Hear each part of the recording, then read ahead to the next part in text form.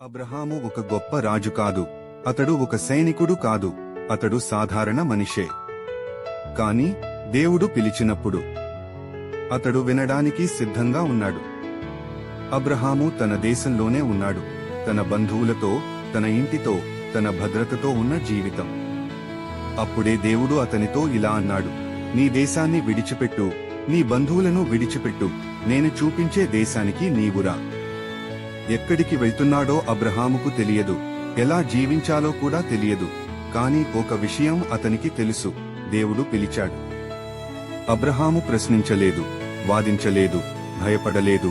దేవుని మాటను నమ్మి అతడు ముందుకు నడిచాడు.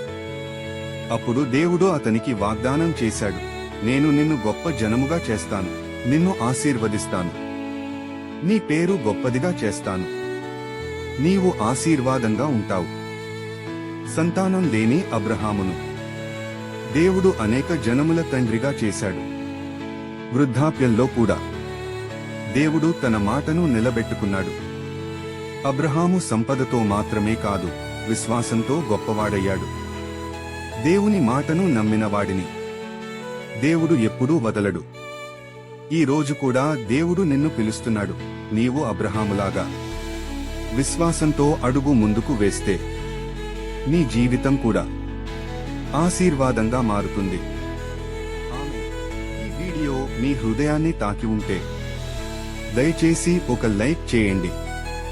ఇది ఎవరికైనా ఆశ, ధైర్యం ఇస్తుందనిపిస్తే మీ స్నేహితులతో షేర్ చేయండి.